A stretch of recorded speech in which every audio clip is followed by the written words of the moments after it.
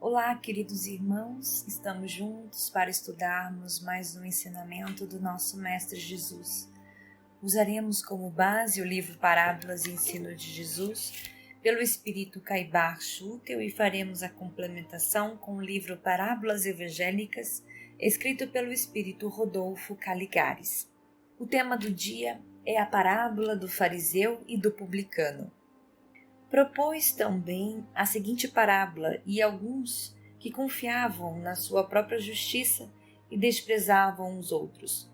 Subiram 2 homens no templo para orar, um fariseu e outro publicano.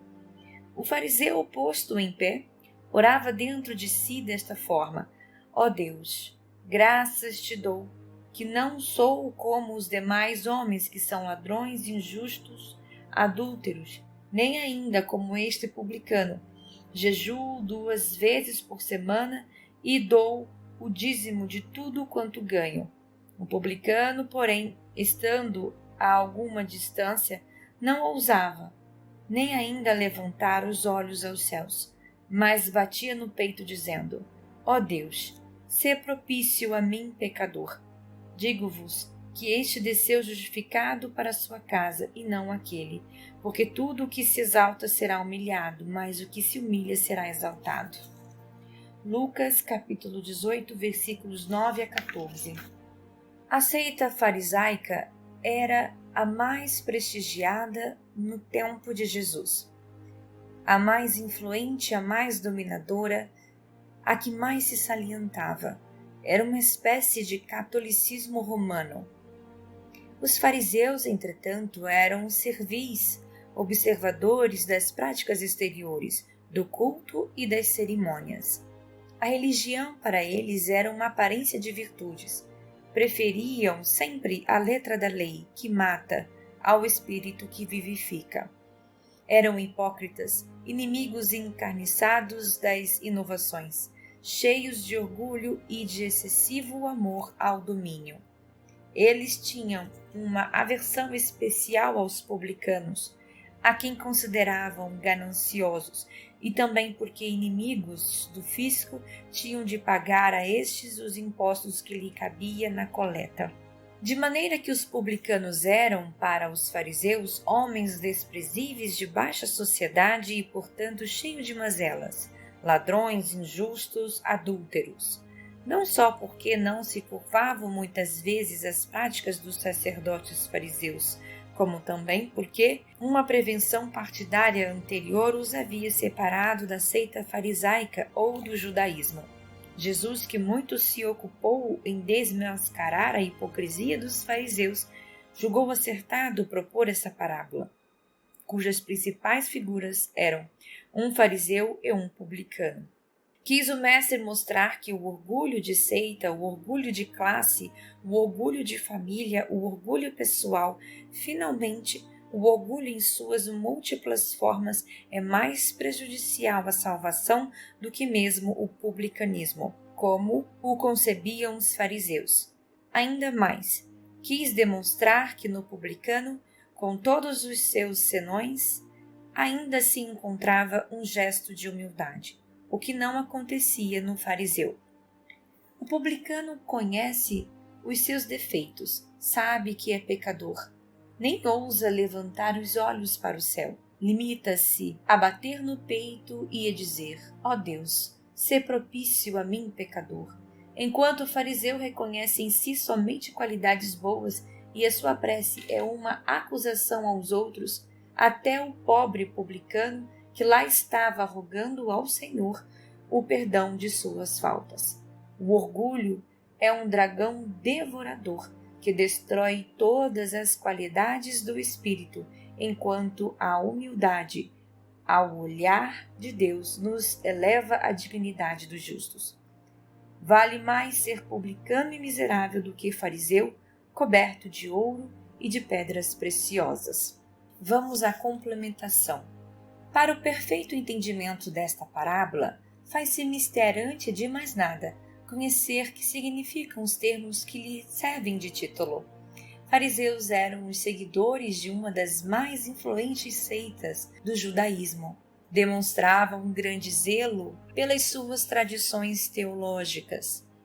Cumpriam meticulosamente as práticas exteriores do culto e das cerimônias estatuídas pelo rabinismo, dando assim a impressão de serem muito devotos e fiéis observadores dos princípios religiosos que defendiam. Na realidade, porém, sob esse simulacro de virtudes, ocultavam costumes dissolutos, mesquinhez, secura de coração e, sobretudo, muito orgulho. Publicanos eram os arrecadadores de impostos públicos exigidos pelos romanos ao povo judeu, no exercício de cujo mister tinham oportunidade de amealhar fortuna pelo abuso das exações. Os judeus, que mal podiam suportar a dominação romana e não se conformavam com o pagamento de impostos que julgavam ser contra a lei, fizeram do caso uma questão religiosa. Abominavam, pois, esses agentes do fisco, considerando mesmo um comprometimento ter qualquer intimidade com eles. Em suma, eram os publicanos renegados como gente da pior espécie. Isto posto, vamos à interpretação da parábola propriamente. Seu objetivo é apontar o orgulho como elemento prejudicial à salvação e, ao mesmo tempo, ressaltar quanto a humildade pode valer-se ante a justiça divina. Mostra-nos, então, na atitude do fariseu, tido e havido como o tipo acabado do crente ortodoxo, até onde pode chegar a soberba humana. Já na postura que assume, ereto, tórax saliente, patenteia seu orgulho. Ora, mas suas palavras são uma sequência de arrogância e presunção. Diz: Senhor, eu vos agradeço. Entretanto, é a si mesmo que atribui os merecimentos de que se ufana, merecimentos que, ao seu ver, o tornam criatura sem jaça, pois não lembra sequer de suplicar: perdoai, Senhor, nossas dívidas. Ocorre-lhe apenas isto: eu não sou como os outros homens, que são ladrões, injustos e adúlteros. Não alude a alguns homens, nem a muitos homens, mas a outros homens, considerando-se assim o único varão perfeito à face da terra. Ao ver o publicano, acrescenta com soberano desprezo: esse aí é como todos os outros.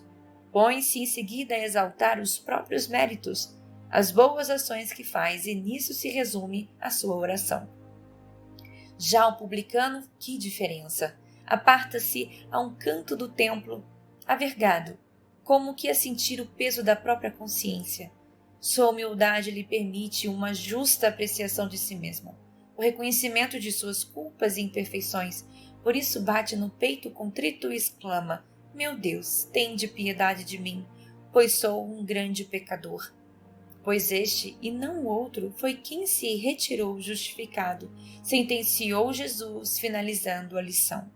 Sim, porque aos olhos de Deus não basta que nos abstenhamos do mal e nos mostremos rigorosos no cumprimento de determinadas regrazinhas de bom comportamento social. Acima disso, é-nos necessário reconhecer que todos somos irmãos. Não nos julgarmos superiores aos nossos semelhantes, por mais culpados e miseráveis que pareçam, nem tampouco desprezá-los, porque isso constitui sempre falta de caridade. Por outro lado, a humildade sincera é o melhor agente de nossa reforma íntima, de nosso progresso espiritual. Atrai sobre nós as bênçãos divinas e a ajuda de nossos anjos guardiões, que, percebendo-nos o propósito de reprimir os males de que somos portadores, dão-nos as sugestões adequadas e o amparo preciso à colimação desse desiderato. Saibamos, pois, aproveitar o ensino do Mestre, sendo rigorosos e intransigentes com nós mesmos, brandos e indulgentes com os outros. E assim terminamos o estudo de hoje. Que o Senhor Jesus esteja conosco. Um grande abraço.